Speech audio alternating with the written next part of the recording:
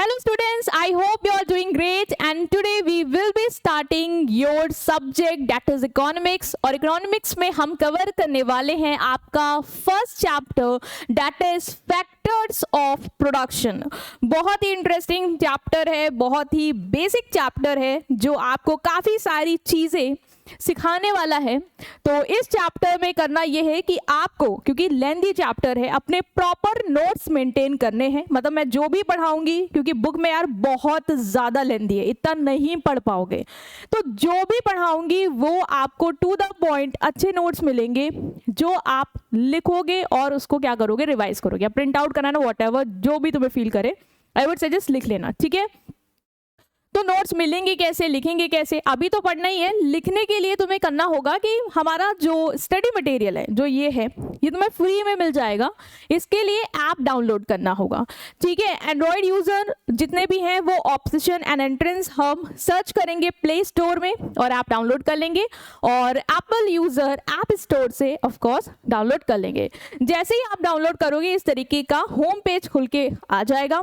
यहाँ पे जब आप हमारे आइकॉन पे क्लिक करोगे तो ये सेगमेंट ओपन होगा और इसका third option that is free material है, जहां पे ये मटेरियल अवेलेबल है और आप इसको डाउनलोड कर लोगे, ठीक है स्टूडेंट्स। तो ये हो गया ओवरव्यू की कैसे मिलेगा मटेरियल। अब आते हैं चैप्टर पे कि चैप्टर क्या है, ये फैक्टर्स ऑफ प्रोडक्शन क्या होते हैं, ठीक है, क्योंकि पूरा चैप्टर बस ये फैक्टर्स ऑफ प्रोडक्शन पे ही है, ठीक है, डिटेल में। और जो टॉपिक यहाँ पे आपको लगेंगे कि नहीं बताए जा रहे हैं वो आपके सिलेबस में नहीं है, तो मतलब ऑल सिलेबस जो है वो यहाँ पे कवर्ड है, ठीक है। ओके, तो स्टार्ट करते हैं। सबसे पहले फैक्टर समझने से पहले हम समझेंगे कि प्रोडक्शन क्या होता है ना। प्रोडक्शन क्या होता है, तो मैं बताऊं ना, प्रोडक्शन मतलब क्या होता है, बनाना, है ना। तुम कहते हो ना कि प्रोड्यूस कर रहे हैं, मतलब बना रहे हैं। मेकिंग कह सकते हो, बनाना कह सकते हो, ठीक है। मेकिंग, बनाना, किसी चीज को बनाना, ठीक है। अब बनाओगे कैसे, तो मैम बनाने के लिए क्या करना होता है, कुछ यूज करते हैं उसको, करना कुछ प्रोसेस करते हैं और बन जाता है। मतलब इनपुट का यूज किया, इनपुट लिया, उसमें कुछ प्रोसेसिंग किया एंड देन आउटपुट बन गया। ये क्या है, ये पूरा प्रोसेस क्या है, प्रोडक्शन। समझ में आया। जैसे कि मुझे मान लो चावल बनाना, तो भाई इनपुट चाहिए, चावल चाहिए, पानी चाहिए, उसको प्रोसेस किया, कुकर में डाला, गैस जलाई और बन गया आउटपुट। सो ये क्या है, प्रोडक्शन, किसी चीज को बनाना, इनपुट को कन्वर्ट करना into output, simple. Now question आता है कि ये फैक्टर्स क्या हैं, क्योंकि पूरा चैप्टर तो फैक्टर्स पे है ना। तो फैक्टर्स क्या हैं, फैक्टर बेसिकली बेटा वो इनपुट्स हैं जो तुम्हें प्रोडक्शन करने में मदद करते हैं, है ना। जो बना रहे हैं वो किसकी मदद से बना रहे हैं, कुछ चीजें चाहिए होंगी, ठीक है, कुछ रिसोर्स चाहिए होंगे। रिसोर्स क्या होते हैं, कोई भी चीज जो यूजफुल है ना, जो कुछ प्रोड्यूस करने में मदद कर रही है। तो वो सारे रिसोर्सेस, मतलब anything which help in process of production is called factor of production. जो भी चीज तुम्हें किसी चीज को प्रोड्यूस करने में मदद करती है उन्हें हम बोलते हैं इकोनॉमिक्स में फैक्टर्स ऑफ प्रोडक्शन। लाइक मुझे बर्गर बनाना है, बर्गर बनाने के लिए मुझे बहुत सारी चीजें मदद कर रही है। एक मशीन मदद कर रही है जिसमें वो हो रहा है, ठीक है। फिर रॉ मटेरियल, जो पैटी वगैरह जो भी चीज़ें लाई मैं इसको बनाने के लिए, वो चीज़ें भी यूज़ हो रही है उसको बनाने के लिए। मैं खुद इंगेज हूँ तो आई एम ऑल्सो देयर कि उसको बना रही हूँ, ठीक है। इलेक्ट्रिसिटी लग रही है, मतलब जो भी चीज़ का तुम यूज़ कर रहे हो किसी चीज़ को प्रोड्यूस करने के लिए, वो होते हैं फैक्टर्स। यहाँ पे इतना मैंने टाइम इसलिए दे दिया ताकि भाई एक टर्म क्लियर हो, तभी इसके पार्ट समझ पाओगे, ठीक है। तो क्लियर। तो यहाँ पे ना तुम्हें चार फैक्टर्स पढ़ने, चार फैक्टर्स होते हैं। एक होता है लैंड, याद रखना, एक होता है लेबर, एक होता है कैपिटल और एक होता है तुम्हारा एंटरप्रेन्योर। एक एक करके हर फैक्टर को डिटेल में तुम्हें चैप्टर में कवर करना है, ठीक है। तो वन बाय वन करके हम स्टार्ट करते हैं। सबसे पहले हम अपने पहले फैक्टर पे आते हैं कि लैंड क्या है, क्योंकि लैंड सोचते ही हमें जो अपनी आम भाषा लगती है उसमें हमें बस यही गेस होता है कि लैंड मतलब जमीन, है ना। और प्रोडक्शन करना तो भाई जमीन तो चाहिए होगी, स्पेस तो चाहिए होगी जहाँ पे चीजें बनेंगी, तो हम कहते हैं लैंड मतलब वही। बट इकोनॉमिक्स कहती है कि लैंड मतलब सिर्फ सरफेस नहीं है। अच्छा, तो फिर क्या है, तो फिर all free goods of nature हैं। देखो आप मीनिंग में लिख के भी आओगे, land not include upper surface of the soil, मतलब सिर्फ ओनली, सिर्फ अपर सरफेस ऑफ सॉइल को ही इंक्लूड नहीं करता है, बट इसमें जितने भी नेचर से तुम्हें फ्री में गिफ्ट्स मिले हैं, नेचर ने तुम्हें क्या क्या गिफ्ट्स दिया है, एयर दिया है, वाटर दिया है, क्लाइमेट दिया है, सन दिया, रिवर दिया, फॉरेस्ट दिया, माउंटेन दिया, माइंस दिया, बहुत सारी चीजें हैं जो तुम्हें नेचर ने प्रोवाइड किए हैं, ये सब क्या है, लैंड है। थोड़ा तुम्हें लग रहा होगा अजीब, बट लगने दो, यही है। Which are economically useful to man, जो हमारे लिए यूजफुल हैं, मतलब जिनका हम यूज करके कुछ अर्न कर सकते हैं, कुछ बना के कुछ पैसे कमा सकते हैं, उन्हें हम बोलते हैं लैंड। ठीक है, तो लैंड को हम नेचुरल रिसोर्सेज के सेंस में इकोनॉमिक्स में समझते हैं। तो ये चीज याद रखना, अब तुम प्रोडक्शन कर रहे हो, तुम फ्लोर तो यूज कर ही रहे हो, साथ साथ तुम नेचर के भी फ्री गिफ्ट्स यूज कर रहे होगे, है ना। मान लो तुमने सोलर पैनल लगा रखा है, तो सन से तुम्हारी वो इलेक्ट्रिसिटी जनरेट हो रही है, ठीक है।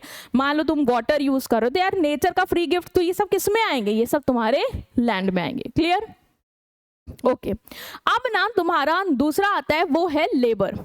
लेबर से हमें क्या लगता है, लेबर से हमें एक नॉर्मल लैंग्वेज हम अपने घर में भी सुनते हैं कि वो लेबर काम कर रहा है, ये वो, हमें लगता है लेबर मतलब आदमी जो मजदूरी कर रहा है ना, मजदूर को लेबर कहेंगे। बट यहाँ पे भी अपना ये सेंस बिल्कुल क्लियर करो, इकोनॉमिक्स में लेबर मतलब होता है तुम्हारे एफर्ट्स, चाहे वो तुम फिजिकल लगाओ चाहे तुम मेंटल लगाओ, ठीक है। जो पर्सन को तुम बोल रहे हो ना, जो ये एफर्ट्स लगा रहा है, उसको लेबरर बोलते हैं, ठीक है, लेबर नहीं। तो ये भी याद रखना, labour means all type of human work, physical as well as mental, done with the view to earn income. और जितने भी तुम ये एफर्ट्स लगा रहे हो, फिजिकल हो, मेंटल हो, वो तुम इसलिए लगा रहे हो क्योंकि तुम्हें पैसा कमाना है, ठीक है। तो ये क्या है, ये है तुम्हारा labour, all physical and mental efforts which are put to earn income, ठीक, ओके। और वो जो पर्सन है जो वो कर रहा है, जो अपना फिजिकल मेंटल एफर्ट्स लगा रहा है, उसको क्या बोलेंगे, लेबरर, याद रखना। नेक्स्ट आते हैं तुम्हारे थर्ड फैक्टर पे, और वो है तुम्हारा कैपिटल। अब आते हैं कि कैपिटल क्या होता है। हमने कैपिटल से एक कनेक्शन जोड़ा रखा है कि कैपिटल मतलब पैसा, है ना। कैपिटल मतलब अकाउंट्स के टर्म में ओनर ने जो पैसा लगाया बिजनेस में, बट इकोनॉमिक्स में भी क्या कैपिटल मतलब यही है, तो ऐसा नहीं है। कैपिटल में तुम्हारे सारे मैन मेड ड्यूरेबल गुड्स आ जाएंगे। मैन मेड मतलब जो इंसानों ने बना रखे हैं, ड्यूरेबल जो लंबे समय तक चले, खराब नहीं होंगे, ठीक। वो सारे मैन मेड ड्यूरेबल गुड्स जो हम प्रोडक्शन में यूज करते हैं, ठीक है। जैसे कि तुम मशीन यूज कर रहे हो, ट्रैक्टर यूज कर रहे हो, टूल्स यूज कर रहे हो, इक्विपमेंट्स यूज कर रहे हो, ये सब इंसानों ने बनाए हैं। और ऐसा नहीं है कि आज को तुम खरीद के ला कल खराब हो जाएंगे, सड़ जाएंगे, नहीं, कोई फ्रूट्स वेजिटेबल नहीं है। और ये तुम्हें प्रोडक्शन में मदद कर रही है, जैसे मैं बर्गर बना रही हूँ तो मुझे वो मशीन मदद कर रही है, वो जो करची कढ़ाई जो है वो मदद कर रही है। तो ये सब मेरी क्या है, ये सब मेरी कैपिटल है, ठीक है। तो ये भी याद रखना, ये हो गया तुम्हारा कैपिटल। एंड नेक्स्ट जो आता है वो है तुम्हारा एंटरप्राइज या ऑर्गेनाइजेशन। भाई कोई हो तो जो इन सबको अरेंज करेगा। अब ये लेबर जो है, लेबरर जो है, जो फिजिकल मेंटल एफर्ट देंगे, ठीक है, इनको लाएगा कौन, इनको हायर कौन करेगा, ये कैपिटल खरीदेगा कौन, ये गुड्स कौन लाएगा, ठीक है। ये लैंड जो रिसोर्सेज है वो कहाँ से आएंगे, नेचुरल रिसोर्सेज को कौन कलेक्ट करेगा। इन सब के लिए एक पर्सन चाहिए होगा जो ये सारी चीजों को अरेंज करेगा, मतलब ये तीनों फैक्टर्स को आएगा लेके, इन्हें कोऑर्डिनेट करेगा आपस में, और डिसीजन मेकिंग करेगा कि कितना प्रोड्यूस करना है, क्या प्रोड्यूस करना है, कब प्रोड्यूस करना है। इस पर्सन को, इस ऑर्गेनाइजेशन को हम नाम देते हैं एंटरप्राइज, ठीक है। तो वही बोला गया कि कोई होना चाहिए जो लैंड, लेबर, कैपिटल को हायर करे, ठीक है, उनको रेंट दे। अब भाई तुमने हायर किया है तो लेबर फ्री में तो काम करेगा नहीं, उनको वेजेस भी देनी पड़ेगी, है ना। लैंड लिया है तो वहाँ रेंट देना पड़ेगा, ठीक है। कैपिटल है तो इंटरेस्ट, तो बहुत सारी चीजें जो रिवॉर्ड के फॉर्म में आपको रिटर्न बैक करना होगा। तो वो कौन करेगा, वो पर्सन कौन होगा, उससे बोलते हैं एंटरप्रेन्योर। और ये जो ऑर्गेनाइजेशन है जो वो रन कर रहा है उसे बोलते हैं एंटरप्राइज, ठीक है। This is known as organization.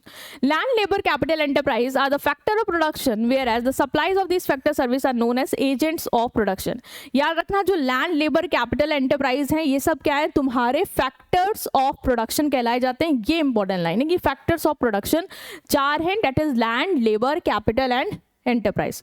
और जो ये प्रोवाइड कर रहे हैं, जो इनके सप्लायर्स हैं, जो ये सब फैक्टर दे रहे हैं तुम्हें, उन्हें बोलते हैं एजेंट्स ऑफ प्रोडक्शन, ठीक है। मूविंग टूवर्ड हमारा पहला फैक्टर जो अब हम डिटेल में पढ़ने वाले हैं। अभी तक तुम्हें ना एक ओवरव्यू दिया गया कि 4 फैक्टर हैं, ऊपर ऊपर पढ़ा दिया गया कि 4 फैक्टर कौन कौन है, क्या है। अब एक एक फैक्टर को ना आपको डिटेल में पढ़ना है कि लैंड क्या है, लैंड के फीचर्स क्या हैं। तो हर एक फैक्टर में जो भी सिलेबस में डिटेल में चीजें पूछी गई हैं, अब हम वो कवर करने वाले हैं। ठीक है, तो स्टार्ट करते हैं लैंड के साथ। जैसा कि अभी आपको बता दिया गया कि लैंड सिर्फ सरफेस ऑफ अर्थ नहीं है ना, ओनली ये नहीं है, मतलब इसके अलावा जो भी नेचर के फ्री गिफ्ट्स है वो सब लैंड है। वही चीज यहाँ पे रिपीट कर दी गई है।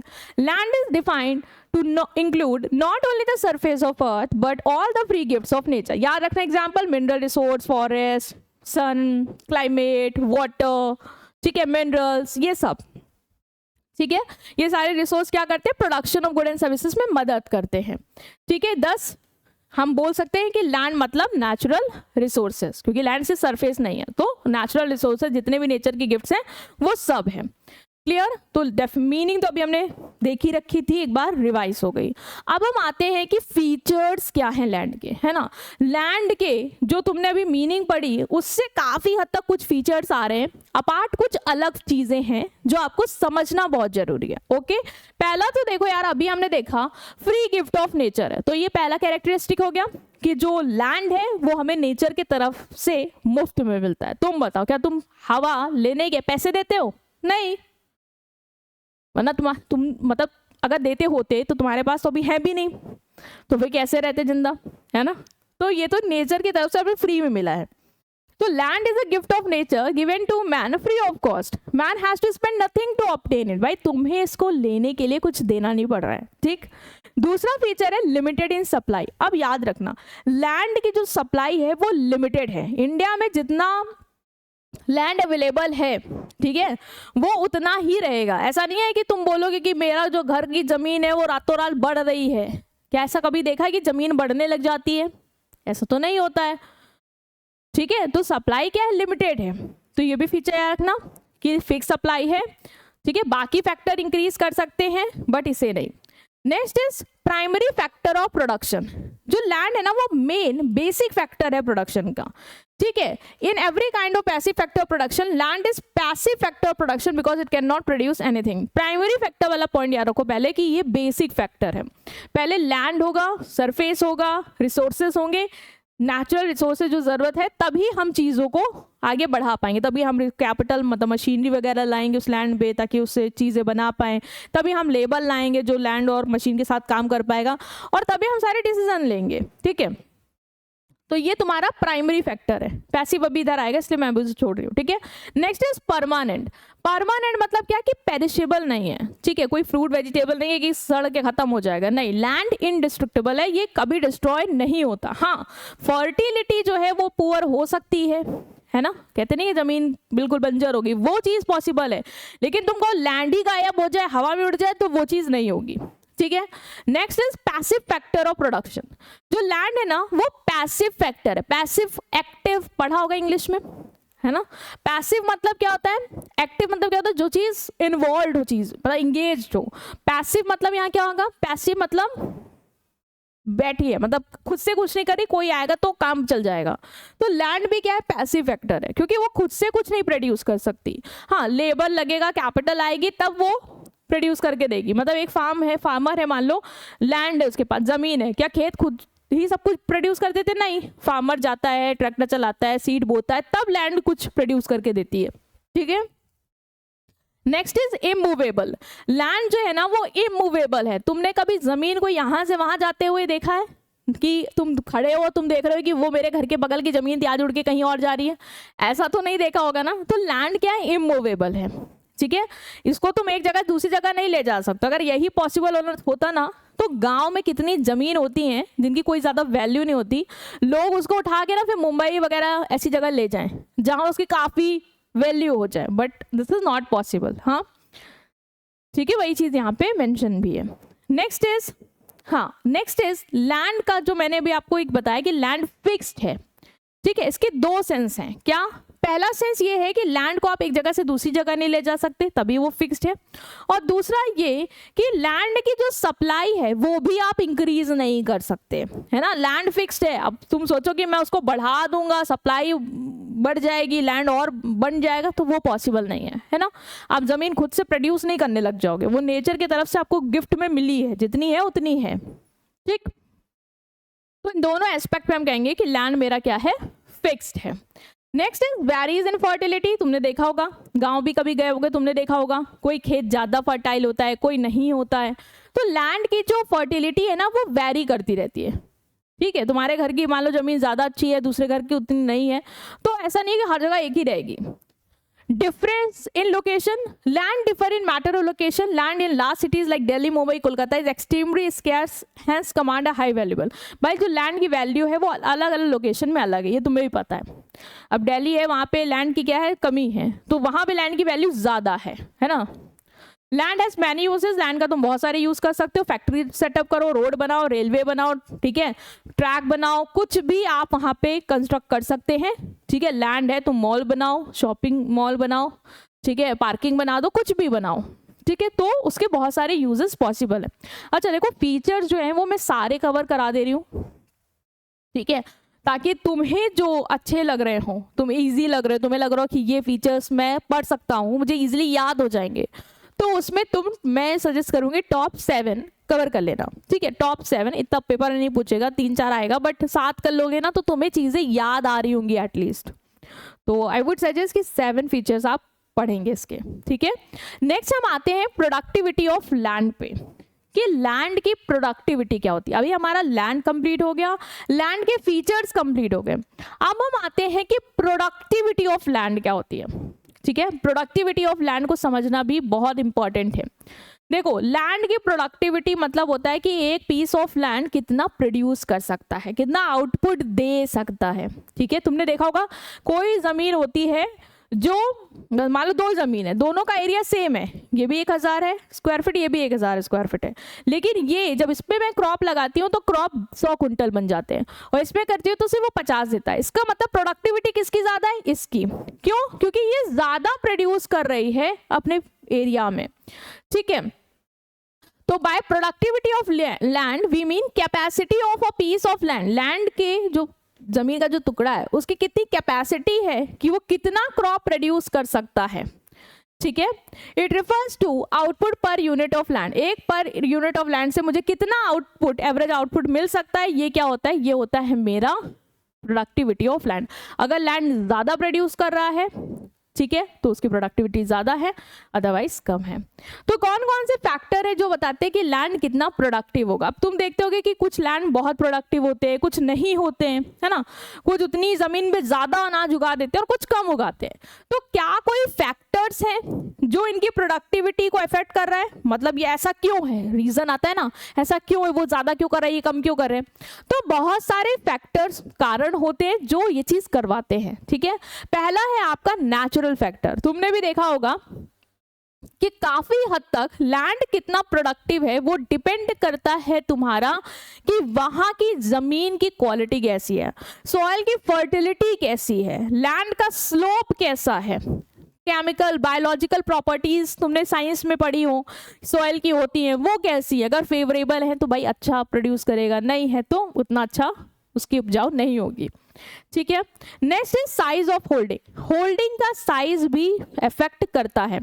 मान लो तुम्हारे पास बड़ा पीस ऑफ लैंड है तो तुम आसानी से उस पीस ऑफ लैंड पे ट्रैक्टर चलवा सकते हो, मॉडर्न टेक्नोलॉजी यूज कर सकते हो। बट मान लो वहीं उसी तरफ तुम्हारे पास लैंड के जो साइज है वो बहुत छोटे छोटे और अलग अलग जगह फैले हुए हैं, तो क्या पॉसिबल होगा कि उसमें बड़ी टेक्नोलॉजी यूज कर पाओ, या ट्रैक्टर ही नहीं मूव कर पाएगा, तो क्या प्रोडक्टिविटी बढ़ पाएगी, ऑफ कोर्स नहीं बढ़ पाएगी। तो होल्डिंग का साइज, मतलब लैंड जो होल्ड कर रहे हैं तुम्हारे पास, उसका साइज क्या है वो भी उसकी प्रोडक्टिविटी को अफेक्ट करता है। तो प्रोडक्टिविटी डिपेंड करती है साइज ऑफ होल्डिंग पे। Productivity of large holding is high. भाई बड़ी जमीन होगी तो प्रोडक्टिविटी ज्यादा होगी, ट्रैक्टर आराम से मूव करेगा, नई टेक्नोलॉजी तुम लगा दोगे, कोई दिक्कत नहीं आएगी। बट उसी तरफ तुम्हारी साइज ऑफ होल्डिंग स्मॉल है, छोटी छोटी चीज जमीन है, अलग अलग जगह बसी हुई है, तो भाई तुम कहाँ पे तुम ट्रैक्टर चलाओगे, क्या करोगे, भाई पुराने धड़ल्ले से काम करोगे। तो तुम्हारा लैंड कहाँ से तुम्हें ज्यादा उगा के दे देगा, पॉसिबल ही नहीं है, ठीक है। तो ये भी इफेक्ट करेगा। Next is human factor. Land can not produce anything by itself, man has to employ labour on it to produce for himself. क्या कभी तुमने जमीन को अपने आप से कुछ उगाते हुए देखा है? तुम कहोगे हाँ वो जंगली वाले पेड़ तो लग जाते हैं।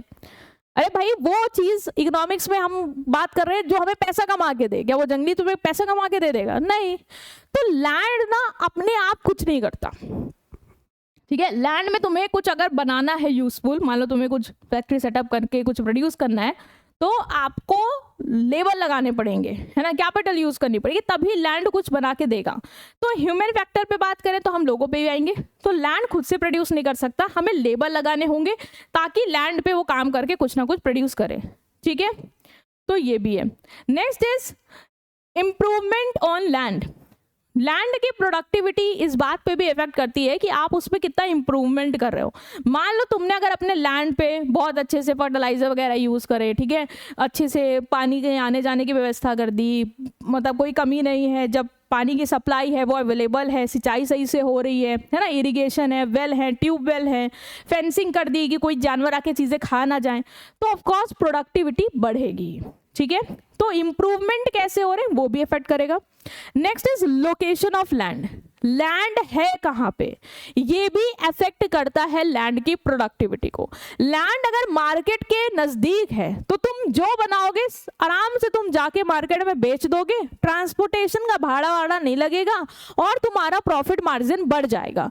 बट अगर लैंड तुम्हारी मार्केट से काफी दूर है तो ट्रांसपोर्टेशन का खर्चा बढ़ेगा, जिससे प्रॉफिट कम होगा। तो ये भी अफेक्ट करती है कि लैंड तुम्हें कितना प्रोडक्टिविटी दे रहा है, ठीक है। तो वही चीज यहाँ पे लिखी हुई है, लोकेशन ऑफ लैंड भी अफेक्ट करती है। लैंड जो मार्केट के पास है वो ज्यादा प्रोडक्टिव होते हैं देन डिस्टेंट प्लेस, क्योंकि एक्स्ट्रा अमाउंट नहीं लगाएगा। एक्स्ट्रा अमाउंट बेसिकली ट्रांसपोर्टेशन की बात हो रही है। Next is organization. Productivity of land also depend on the way how to factor of production like labor, capital और organize। जो फैक्टर ऑफ प्रोडक्शन है ना, लेबर, कैपिटल, इनको तुमने कैसे ऑर्गेनाइज किया है, ठीक है, ये कैसे काम कर रहे हैं, इस पे भी हमारी प्रोडक्टिविटी ऑफ लैंड पे इफेक्ट आता है, ठीक है। अगर मान लो तुम्हारी प्रोडक्टिविटी ऑफ लैंड बढ़ेगी, कब? जब तुम्हारे वर्कर ट्रेंड होंगे, ठीक है, जो भी तुम इक्विपमेंट, मशीन, टेक्नोलॉजी यूज कर रहे हो वो मॉडर्न है ना, वो ऐसी है जो कम समय पे ज्यादा से ज्यादा प्रोडक्शन करवा के दे सकती है, तो ऑफ कोर्स तुम कहोगे कि हाँ प्रोडक्टिविटी बढ़ जाएगी। तो ये भी इफेक्ट करता है। अब तुम पुराने तरीके की टेक्नोलॉजी यूज कर रहे हो, लेबर तुम्हारे अनस्किल्ड हैं, तो कहाँ से आपकी प्रोडक्टिविटी बढ़ेगी? Next is ownership of land. Land की ओनरशिप भी इफेक्ट करती है हमारी प्रोडक्टिविटी को। देखो यार, जो ओनर होता है ना वो अपनी जमीन पे ज्यादा मेहनत करता है पूरी शिद्दत से लग के, क्योंकि उसको पता है ये मेरी है। बट जैसे अगर तुमने किसी को भाड़े पे दे रखी है, उससे कहा कि तुम देख लो, प्रोड्यूस करवाओ, ठीक है, वो उतना ख्याल नहीं रखेगा, ठीक है। तो जहाँ ओनर इन्वॉल्व है तो वहां तो प्रोडक्टिविटी दिखेगी तुम्हें ज्यादा, बट जहाँ पे तुमने टेनेंट को दे रखा है तो वो उतना कुछ खास इंटरेस्ट लेगा नहीं कि वो तुम्हारे अच्छे खाद लगाए और अच्छी टेक्नोलॉजी और अच्छा पानी हर टाइम पे दे, तो प्रोडक्टिविटी गिरने के चांसेस रहेंगे, ठीक है। तो वही बोला, ओनर जो है वो ज्यादा इंटरेस्ट लेते हैं जिससे प्रोडक्टिविटी बढ़ती है। They encourage worker to work hard, increase the productivity. जो लेबर लगे हो उनके साथ उनको भी इनकरेज करते कि आप अच्छा करो, ठीक है। ऑन द अदर हैंड, अगर तुमने किराए पे किसी को टेम्परेरी टेनेंट को दे रखा है तो भाई वो इतना इंटरेस्ट नहीं लेंगे, ठीक है, तो तुम्हारा प्रोडक्टिविटी ऑफ कोर्स डिक्लाइन करेगा। इसमें भी तुम 7 याद कर सकते हो, बट हम मोस्टली बहुत सारे कवर कर रहे हैं ताकि तुम्हें जो भी अच्छे लगे वो तुम कर लेना, ठीक है। तो नेक्स्ट आते हैं अवेलेबिलिटी ऑफ कैपिटल पे। कैपिटल कितनी अवेलेबल, मतलब तुम्हारे पास जो टेक्नोलॉजी जो यूज कर रहे हो इक्विपमेंट वो अच्छी क्वालिटी के मॉडर्न अवेलेबल है या नहीं। अगर हाँ अवेलेबल है सफिशिएंट अमाउंट पे अच्छे मॉडर्न, तो तुम्हारी प्रोडक्टिविटी बढ़ेगी। Next is proper use of land. तुमने लैंड का यूज कैसे किया है वो भी प्रोडक्टिविटी पे असर डालता है। मान लो एक पीस ऑफ लैंड है जो वीट के लिए सुटेबल है, तुम उसमें वीट ही उगा सकते हो, उसके लिए बहुत सही है, ठीक है, लेकिन तुम क्या कर रहे हो, तुम उसमें चावल उगाने पे लगे पड़े हो, तो तुमको क्या लग रहा है ज्यादा चावल उग जाएगा? नहीं। अगर वीट उगाते तो उसकी प्रोडक्टिविटी ज्यादा होती, बट तुमने तो उसके अपोजिट ही कर दिया जिसके लिए वो बना ही नहीं है। तो इसमें तुम देखोगे कि प्रोडक्टिविटी गिरेगी ही गिरेगी। ठीक है, तो लैंड का यूज कैसा है ये भी इफेक्ट करता है। सरकार कितनी मदद कर रही है, स्टेट हेल्प, गवर्नमेंट जो है कंट्री में वो मदद करती है। ठीक है, फार्मर को फ्री में सीड्स, ठीक है, हाई यील्ड वैरायटी सीड सुना होगा तुमने, ग्रीन रिवॉल्यूशन के तहत वो फ्री में देना, इरिगेशन फैसिलिटीज प्रोवाइड करना, सब्सिडीज देना। ठीक है, जिससे क्या होता है जो फार्मर है वो इन सब चीज़ों को अवेल करके लैंड पे काम करके प्रोडक्टिविटी को इंक्रीज करवा ले जाता है। तो गवर्नमेंट का सपोर्ट भी ऑफ कोर्स मायने रखेगा। तो अभी तक ना हमने आपका लैंड पढ़ा, हमने लैंड में क्या क्या देखा कि लैंड क्या है, लैंड की मीनिंग क्या है, लैंड के फीचर्स क्या है, प्रोडक्टिविटी ऑफ लैंड क्या है, और लैंड की ये जो प्रोडक्टिविटी है इसको कौन कौन से फैक्टर्स हैं जो अफेक्ट करते हैं। अब हम तुम्हारा मूव करने वाले हैं लेबर पे, है ना, और लेबर वाला टॉपिक भी तुम्हारा थोड़ा लेंदी है। तो आई नो तुम्हें लग रहा होगा कि बहुत बड़ा चैप्टर है, अच्छा नहीं, मज़ा नहीं आ रही, बट मज़े की बात यह है कि चैप्टर में कुछ ऐसा है नहीं कि जो तुम्हें बहुत ही टेक्निकल लग रहा हो कि याद नहीं हो सकता, इजी ही है, तुम अपने पॉइंट्स भी लिख सकते हो, बस कीवर्ड्स होने चाहिए। तो हम अब आएंगे लेबर पे, 1 मिनट स्टार्ट करते हैं। चलो ओके, लेबर का मैंने अभी आपको क्लियर भी किया कि लेबर मतलब फिजिकल और मेंटल एफर्ट्स जो हम पुट करते हैं जो produce income, to produce good and services so that we can earn income. ठीक है, और ये जो करते हैं, जो मेंटल फिजिकल एफर्ट्स डालते हैं उन्हें बोलते हैं लेबरर। वही चीज़ यहाँ पे एक्सप्लेन की गई है कि labour stand for the work done by the manual worker, those who work with their hand, मतलब जो हम लोग काम करते हैं, ठीक है, उन्हें बोल रहा है जो वर्क करते हैं लेबर। ठीक है, जो मैनुअल वर्कर हैं जो अपने हाथों से काम करते हैं उसे बोलते हैं labour. It include all human efforts done with a view to earn income, जितने भी एफर्ट्स हो चाहे मेंटल हो फिजिकल हो वो सारे आते हैं, याद रखना। ठीक है, चाहे फिजिकल हो चाहे वो मेंटल हो। जैसे कि फिजिकल एफर्ट्स तुमने देखा होगा कुछ लेबरर का, एग्रीकल्चर लेबर, बिल्डिंग वर्कर, ये सब क्या फिजिकल एफर्ट ज़्यादा करते हैं, सामान को 10 से उधर उठा के ले जाना, है ना, ये सारी चीज़ें। और मेंटल वर्क जैसे तुम्हारे प्रिंसिपल हो गए, टीचर हो गए, ये सब मेंटल वर्क में ज़्यादा इन्वॉल्व है। ठीक है, क्या करें, गुड एंड सर्विसेज प्रोड्यूस कर, जैसे मैं आपको पढ़ा रही हूँ तो I am giving you service of this. ठीक है, और इसको प्रोड्यूस करने के लिए मैं अपना जो मेंटल एफर्ट्स है वो पुट कर रही हूँ। हाँ, फिजिकल एफर्ट भी थोड़ा बहुत हैंड मूवमेंट वगैरह कह सकते हो, बट मेंटल का प्रोपोर्शन ज़्यादा है। ठीक है, और करना क्या है, आपको सर्विसेज प्रोवाइड करना, और ऑफ कोर्स समझ रहे हो। ठीक है, now we are moving toward the characteristics of labour. ठीक है, लेबर के क्या फीचर्स हैं ये देखते हैं। अभी हमने लेबर का कॉन्सेप्ट देख लिया है। ठीक है, अब आते हैं फीचर्स पे। पहला है लेबर क्या है, आपका पेरिशेबल है। लेबर जो है, जो भी तुम्हारे मेंटल फिजिकल एफर्ट्स हैं बेटा, ठीक है, ये क्या है, पेरिशेबल है, मतलब डिस्ट्रॉय हो जाते हैं। कैसे, बोल रहा है कि अगर वर्कर रेस्ट कर ले, ठीक है, मतलब एक पर्टिकुलर डे में मत आए, एब्सेंट हो जाए, काम ना करे, तो उसका जो लेबर है ना उस दिन का, जो उसका मेंटल फिजिकल एफर्ट है वो क्या हो जाएगा, वेस्ट हो जाएगा। ठीक है, लेबर इज दस perishable and can not B store. मैं ये सोचूं कि मैं आज एब्सेंट हो जाऊं, ठीक, मैं यहाँ ना आऊं, ठीक है, तो मेरा आज का जो मैं काम करती, तुम्हें क्या लग रहा है वो एफर्ट्स वेस्ट होंगे कि नहीं होंगे, क्योंकि मैं तो आई नहीं। क्या कोई स्टोर कर लेगा आज का मेरा एफर्ट्स को? ऑफ कोर्स नहीं यार, कैसे कर लेगा, कोई चीज थोड़ी ना है वो, तो जैसे मैं दूंगी, मतलब सर्विस अवेलेबल कराऊंगी तभी आपको वो मिलेगा, है ना, मुझे आप मेरे काम से अलग थोड़ी ना कर सकते हैं। तो इसीलिए बोला जा रहा है कि लेबर क्या है, पेरिशेबल है। जिस दिन लेबर एब्सेंट हो गया, उसने काम नहीं किया, उसने अपने फिजिकल मेंटल एफर्ट्स नहीं दिए, तो तुम उस एफर्ट्स को स्टोर करके नहीं रख सकते हो, वो वेस्ट हो गया। ठीक, next is labour active factor है। तो ऑफ कोर्स यार लेबर ही है जो लैंड मशीन को यूज करके प्रोडक्शन करता है, तो ये एक्टिव ही है, बाकी पैसिव है लेकिन ये एक्टिव है। इसके बिना फैक्टर और प्रोडक्शन, इसके बिना हो ही नहीं सकता प्रोडक्शन, है ना, इसके बिना दोनों बाकी फैक्टर, चाहे वो तुम्हारा कैपिटल हो या तुम्हारा लैंड हो, काम ही नहीं कर सकते। मशीन खुद ब खुद नहीं चल जाएगी, लैंड खुद ब खुद कुछ नहीं बना लेगा, लेबर चाहिए होगा, तो ये एक्टिव है। ठीक, next is labour can not be separated from labourer. अभी मैंने बताया भी तुम्हें कि लेबर को, ठीक है, लेबरर को लेबर से अलग नहीं कर सकते। जो बंदा प्रोड्यूस कर रहा है, ठीक है, वो और उसका जो एफर्ट्स है वो तभी आएगा जब वो अवेलेबल होगा। मैं जब होंगी तभी मैं पढ़ा पाऊंगी। तुम ये बोलो कि मैम बताएं लेकिन पढ़ा दे, तो ये कैसे पॉसिबल है? क्या अलग कर लोगे? नहीं। तो लैंड एंड कैपिटल को हम सेपरेट कर सकते हैं ओनर से, ठीक है। जमीन को अब जमीन यहाँ है, ओनर चला गया, अलग हो गया, ठीक है। कैपिटल है, मशीन यहाँ रखी है, ओनर अलग हो गया। क्या लेबर को लेबरर से अलग कर दोगे? नहीं, जब लेबर होगा तभी तो वो लेबरर देगा, जब लेबरर होगा तभी तो वो लेबर करेगा, ठीक है। तो उसको आप अलग नहीं कर सकते।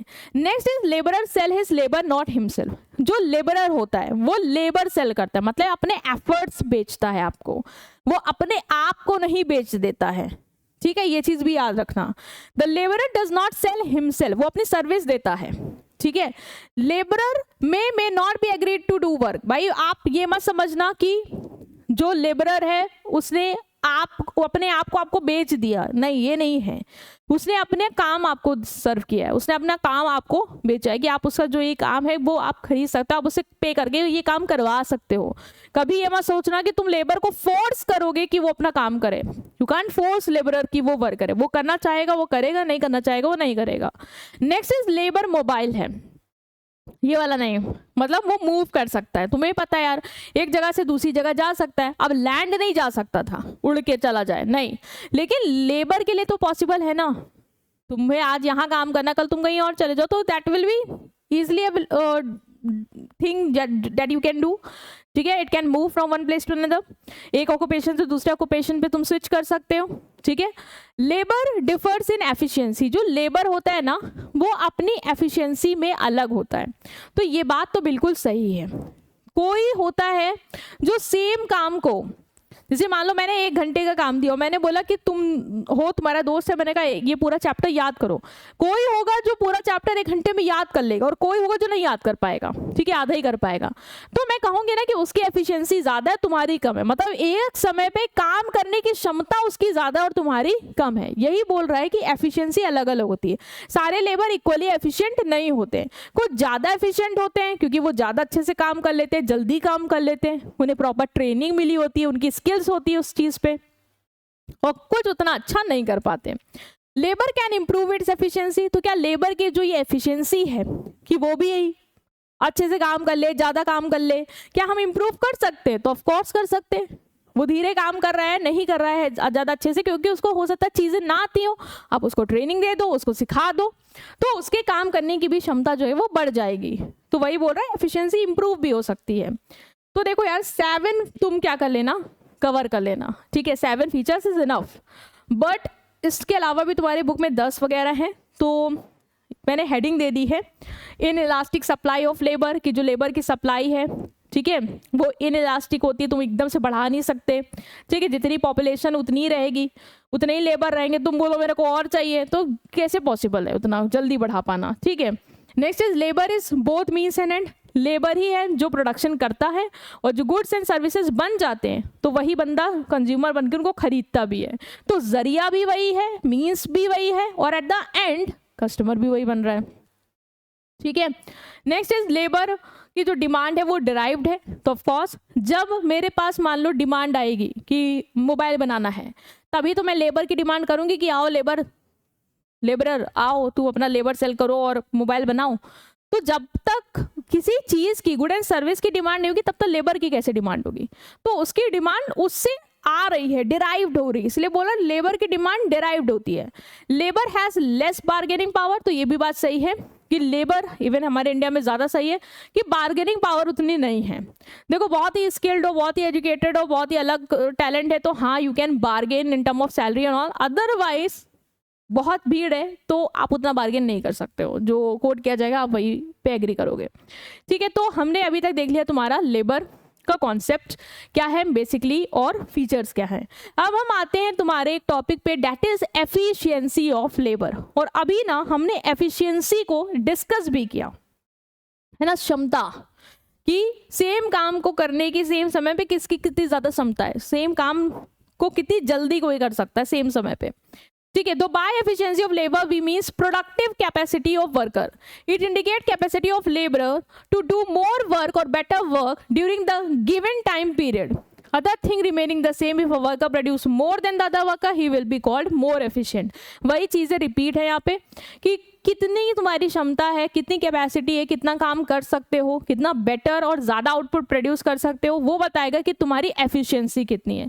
अगर एक वर्कर ज़्यादा आउटपुट प्रोड्यूस कर सकता है सेम समय पे इन कंपैरिजन टू दूसरा वर्कर, तो हम कहेंगे कि पहला वाला वर्कर हमारा ज़्यादा एफिशिएंट है। क्लियर है? ओके, नेक्स्ट आते हैं कि लेबर की जो लो एफिशिएंसी है, बेसिकली हमारी कंट्री में ऐसा है कि लेबर उतना ज़्यादा अपना बेस्ट नहीं दे पाते, नहीं प्रोड्यूस कर पाते। तो क्या वजह है, कारण क्या है, लो क्यों है? तो देखते हैं। सबसे पहले तो समझो कि क्लाइमेट बहुत ही हॉट है। अभी तुम बाहर चले जाओ, ठीक, धूप है, गर्मी कितनी हो रही है, अभी भी तुम देखते होगे कि लेबरर है वो काम कर रहे हैं, ठीक है, कोई भी हो, they are working. But since अगर क्लाइमेट बहुत हॉट है तो यार उतना इंटेंसिटी के साथ तुम काम नहीं कर सकते हो, थक जल्दी जाता है आदमी। तो बोल रहा है कि इंडिया सब ट्रॉपिकल कंट्री है, यहाँ क्लाइमेट हॉट है, इसीलिए जो नेचुरल फैक्टर है, बेसिकली क्लाइमेट इतना हॉट है, इस वजह से एफिशिएंसी क्या है इंडियन लेबर की लो है। दूसरा है वेजेस भी लो हैं।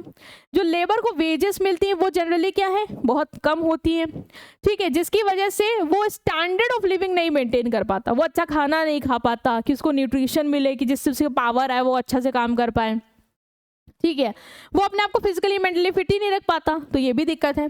दूसरा है इनकॉन्जिनल इन्वायरमेंट। इंडियन वर्कर को ऐसे इन्वायरमेंट में काम करना पड़ता है जो अच्छा नहीं है, ठीक है, जहाँ पे प्रॉपर हाइजीन नहीं है, प्रॉपर मतलब मान लो सैनिटेशन फैसिलिटीज़ नहीं है, प्रॉपर एयर वेंटिलेशन नहीं है, और ऐसे इन्वायरमेंट में अगर बंदा काम करेगा तो ऑफकोर्स जल्दी थक भी जाएगा, उसका मन भी नहीं लगेगा, तो प्रोडक्टिविटी कह लो, एफिशिएंसी कह लो, उसकी लो होगी ही होगी, ठीक है, तो ये भी एक कारण है।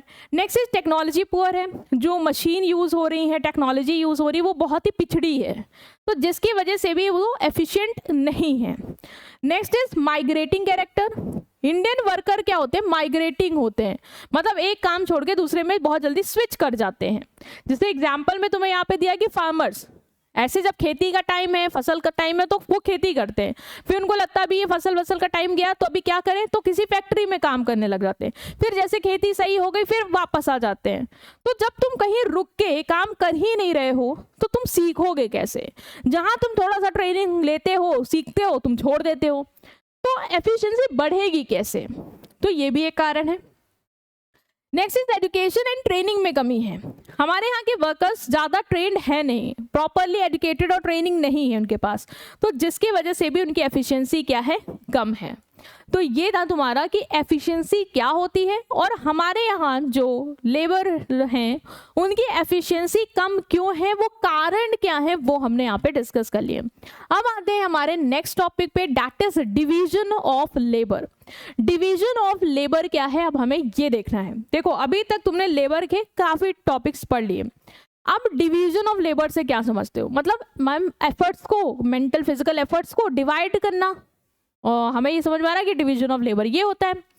तो ऑफ कोर्स कहीं ना कहीं यही चीज़ है कि देखो यार, कोई भी काम है उसको हम क्या कर रहे हैं, लोगों में डिवाइड कर दे रहे हैं, ठीक है। जैसे मान लो हमें एक शर्ट बनानी है, बहुत सारे काम है, एक थ्रेड बनाने का काम है, ठीक है, वीविंग का काम है, और मान लो स्टिचिंग का काम है, कटिंग का काम है, पैकिंग का काम है। तो मैंने क्या किया, हर वर्कर को अलग अलग काम दे दिया, जिससे क्या होगा, वो बंदा जब बार बार एक ही काम करेगा तो उस पर एक्सपर्ट हो जाएगा, उसमें उसकी एफिशिएंसी बढ़ जाएगी और ऑटोमेटिकली गोल भी अचीव हो जाएगा। तो वही कॉन्सेप्ट यहाँ पे है कि by division of labour we mean specialisation in work, specialisation लाना। स्पेशलाइजेशन कब आती है, जब एक बंदा एक काम करे और उसमें वो क्या हो जाए, स्पेशलिस्ट हो जाए, एक्सपर्ट हो जाए, ठीक है। वो कब पॉसिबल है, जब तुम काम को बांट दो। अगर सब लोग सारे काम करेंगे तो उलझे ही रहेंगे, ठीक है, फिर वो स्पेशलिस्ट नहीं बन पाएंगे। तो under it worker specialise either in production of a single commodity और सिंगल सब प्रोसेस। बोल रहा है कि या तो वर्कर को एक सिंगल प्रोडक्ट बनाने को दे दो, ठीक है, जैसे कोई है वो टीचिंग में अच्छा, उसको टीचिंग का ही काम दे दो, कोई है जो पीपीटी में अच्छा, उसको वही काम दे दो, ठीक है, कि वो वही चीज बनाए, वही चीज सर्व करे, या उसको एक सिंगल प्रोसेस में इंगेज कर लो। मान लो एक प्रोडक्ट है, उसको बनाने के बहुत सारे स्टेप्स हैं, तो उसको एक बंदे को एक पर्टिकुलर स्टेप दे दो तो उसमें मास्टर हो जाएगा, ठीक है। The production of other commodities और process are left to other worker. एक वर्कर को एक काम दो, बाकी जो बच रहा है वो बाकियों को दो, ठीक है। The worker here would perform only that activity for which he is more suited, और ऐसा ही काम दो वर्कर को जिसको करने में उसको इंटरेस्ट हो, जिसमें वो ज़्यादा मन लगाए, ताकि वो उस काम को अच्छे से करे और उस पर स्पेशलाइज्ड हो जाए। तो डिवीजन ऑफ लेबर का कॉन्सेप्ट यही है कि हमें जो लेबर है उसको डिवाइड करना है वर्कर्स के अमंग, ताकि स्पेशलाइजेशन आ पाए। अब है आपके सब्जेक्ट में, सिलेबस में, कि टाइप्स क्या हैं डिवीजन ऑफ लेबर के। ये जो हम लेबर का डिवीजन कर रहे हैं, इसके कितने टाइप्स हैं, कितने तरीके से ये हो सकता है, ठीक है। तो सबसे पहला है आपका simple product based division of labour. बहुत इजी है। प्रोडक्ट बेस्ड, प्रोडक्ट के बेसिस पे लेबर को डिवाइड कर दो, सिंपल, ठीक है। मतलब जो जिस प्रोडक्ट को बनाने में एक्सपर्ट, उसको वही काम दे दो। जिसको पेशेंट को ट्रीट करने में अच्छा आता है उसको वो काम, जिसको पढ़ाने में अच्छा आता है उसको वो काम दे दो, जिसको फैक्ट्री में कुछ सुपरविजन में अच्छा लगता है उसको वो काम दे दो। मतलब जो जिस काम में अच्छा है उसको वो काम दे दो, सिंपल।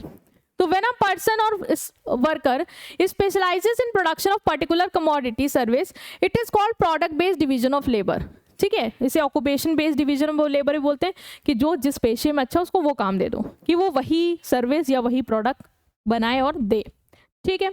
नेक्स्ट इज कॉम्प्लेक्स और प्रोसेस बेस्ड डिवीजन। अब यहाँ पे देखो, वो प्रोडक्ट बेस्ड था कि जो जिस प्रोडक्ट में अच्छा है उसको वो दे दो, वो बनाए। ये क्या है, ये प्रोसेस बेस्ड डिवीजन है। अब हम प्रोसेस के बेसिस पे क्या करेंगे, वर्क को डिवाइड करेंगे। Division of labour in a modern economy, production of good और सर्विस इन्वॉल्व सेवरल प्रोसेस। बोल रहा है गुड एंड सर्विसेज को बनाने के लिए बहुत सारे प्रोसेस होते हैं, है ना। जैसे तुम्हें शर्ट भी बनानी है तो बहुत सारे स्टेप्स होंगे उस शर्ट को बनाने के, ठीक है। In this system, the total work is divided into so many steps. Each specialized function is undertaken by individual, leading to final product. This type of division of labor को further classify करते हैं। Simple बोल रहा है कि यहाँ पे क्या करना है, हमें जो काम है, ठीक है, उसको जो भी हम प्रोडक्ट सर्विस बना रहे हैं उसका एक प्रोसेस होगा, मतलब स्टेप बाय स्टेप चीज़ें होंगी। लाइक सबसे पहले कॉटन लाना है, उससे यान बनाना है, ठीक है, फिर वीविंग होगी, फिर शर्ट बनेगी, फिर उस पर कलर होगा, ठीक है, फिर वो पैक होगा। तो इस प्रोडक्ट जो हमें पैकेज शर्ट चाहिए उसको बनाने के लिए पूरा प्रोसेस है, उसमें बहुत सारे स्टेप हैं। हम क्या करेंगे, हर वर्कर को एक स्टेप पकड़ा देंगे कि तुम्हें यान ही देखना है, तुम्हें वीविंग करना है, तुम्हें डाइंग करना है, ये तुम्हारे काम है, जिससे वो क्या होगा, उस पर एक्सपर्ट होगा। तो यहाँ पे क्या हो गया, प्रोसेस के बेसिस पे हमने डिवीजन कर दिया। अब ये ना तुम्हारे दो तरीके के हैं। पहला है complete process of complex division of labour, और दूसरा है incomplete process of complex division of labour. बहुत ही सिंपल है, समझने की कोशिश करना।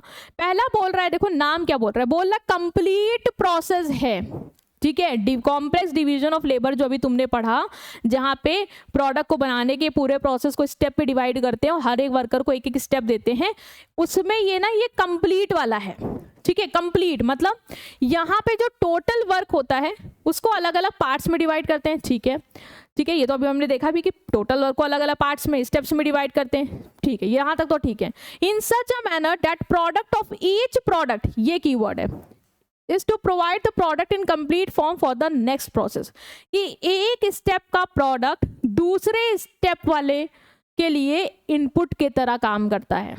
जैसे यान का स्टेप हुआ, तो यान वाला जो स्टेप हुआ ना, वो कंप्लीट प्रोडक्ट है उस बंदे के लिए, कि हाँ मेरे को थ्रेड बनाना था, मैंने बना दिया, मेरा कंप्लीट आउटपुट है। बट ये जो दूसरा स्टेप है, जो कि है तुम्हारा यान से वीविंग करने का, बुनाई करने का, उसके लिए ये यान क्या है, इनपुट है, और वो वीविंग करके क्या बनाएगा, अपना फाइनल आउटपुट बनाएगा। हो गया, जो बना दिया उसने वीव कर दिया, फिर वो वीविंग जो टी शर्ट मान लो बन गई, या उसका ये उसका क्या है, आउटपुट है, फाइनल आउटपुट, इसको उसके अलावा कुछ नहीं बनना था क्योंकि उसको वही काम मिला था। बट ये दूसरे जैसे डाइंग वाले के लिए वो क्या है, इनपुट है, अब वो उस पर कलर करेगा, फिर वो टी शर्ट कलरफुल बना देगा। तो यहाँ पे हर स्टेप का आउटपुट दूसरे स्टेप के लिए इनपुट की तरह काम कर रहा है, बट हर स्टेप का जो उसका आउटपुट है ना, वो उसका कंप्लीट प्रोडक्ट है, क्योंकि उसको वही काम दिया गया तो उसने वही बना दिया, ठीक है। तो यही है तुम्हारा कंप्लीट प्रोसेस, ठीक है। जैसे कि स्पिनिंग का वर्क है, वीविंग, साइजिंग, ब्लीचिंग एक्सेट्रा, ये अलग अलग प्रोसेस है। अलग अलग वर्कर कर रहा है और अलग अलग वर्कर के लिए ये उसका फिनिश आउटपुट ही है, उसको यही करना था, बट दूसरे वाले स्टेप के लिए वो एज अ इनपुट एक्ट कर रहा है। तो ये होता है कंप्लीट, कि पहले वाले स्टेप के लिए वो कंप्लीट ही आउटपुट बन रहा है। Next is incomplete process of complex division of labour. यहाँ पे इनकम्प्लीट है। इस सिस्टम में क्या होता है, वर्क को डिवाइड करते हैं अलग अलग प्रोसेस या सब प्रोसेस पे, वही बात है, in such a way that only part और component of a commodity is produce. But यहाँ पे क्या होता है, जो वर्कर्स पे काम के स्टेप्स बांटे गए ना, वो जो प्रोडक्ट बना रहे हैं, ठीक है, वो कोई फिनिश आउटपुट नहीं है उनके लिए, वो उनके लिए फिनिश आउटपुट नहीं है, वो इनकम्प्लीट आउटपुट है। जब सब लोग बना लेंगे और फिर सबके आउटपुट को इकट्ठा किया जाएगा, तब हमारा फिनिश प्रोडक्ट बनके तैयार हो जाएगा, ठीक है।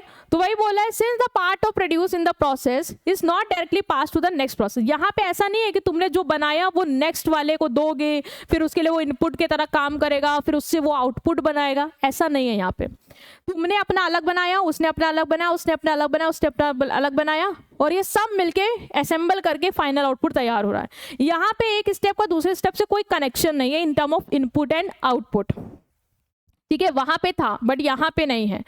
तो यहाँ पे वो एक तरीके से कंप्लीट प्रोडक्ट की तरह एक्ट नहीं कर रहा है कि मैंने कंप्लीट बना दिया और वो दूसरे को मदद कर रहा है, नहीं, यहाँ पे आपका अपना अपना अलग अलग चीज है, ठीक है। तो डायरेक्टली दूसरे प्रोसेस पे नहीं जाता है कंप्लीट फॉर्म में। This system is known as incomplete process of complex division of labour.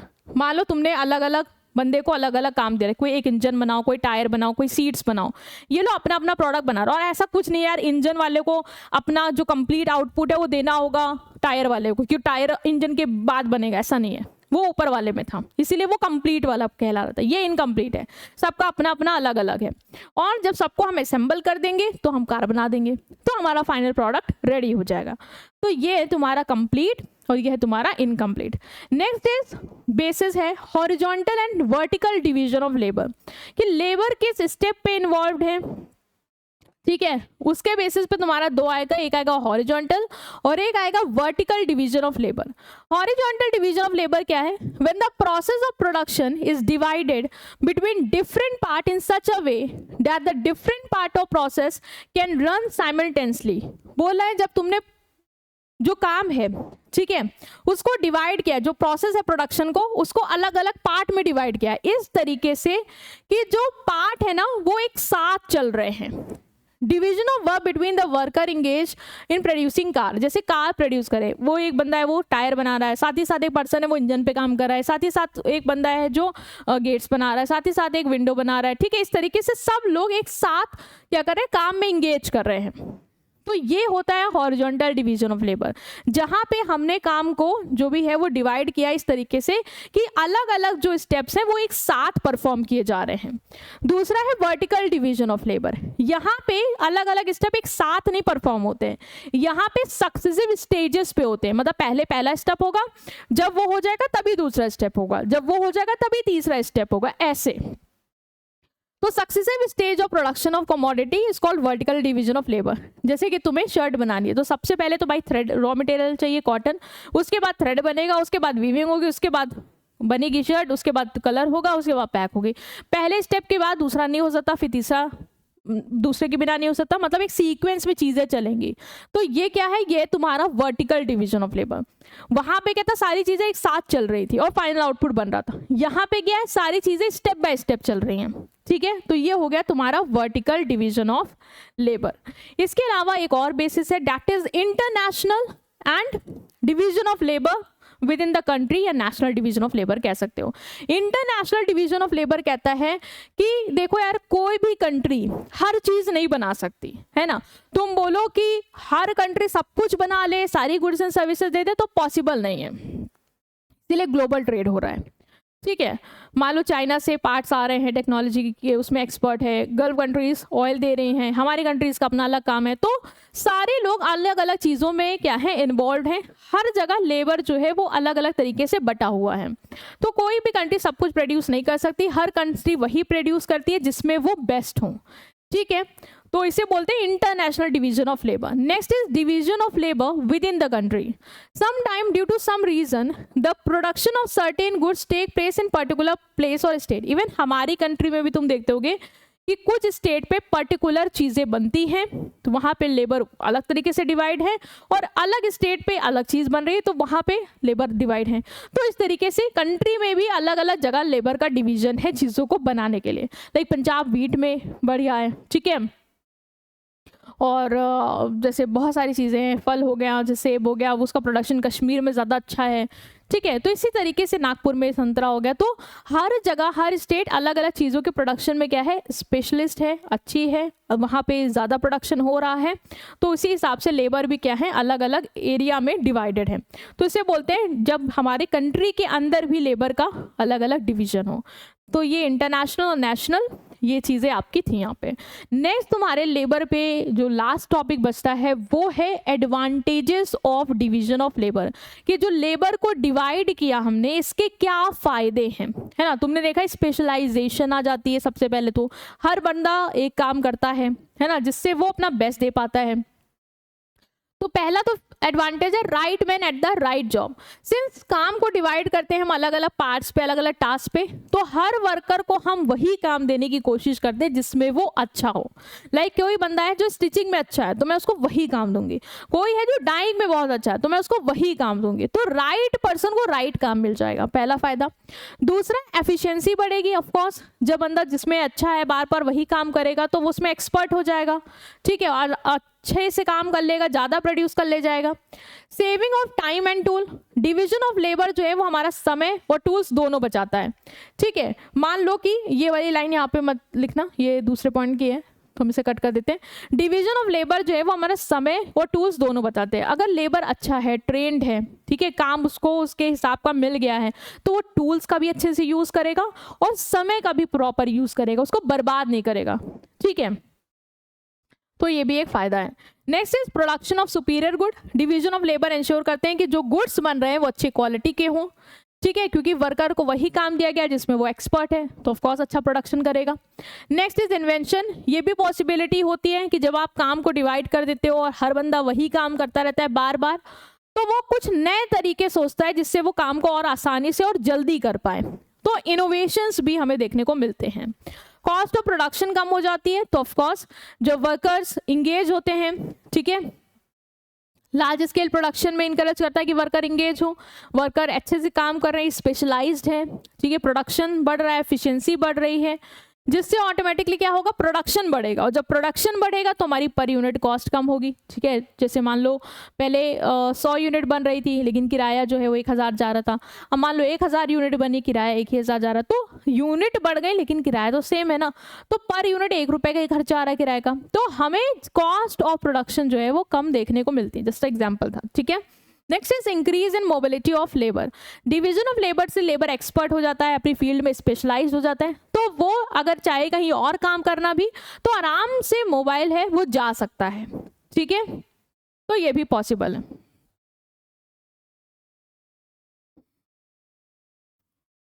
Okay, एक मिनट,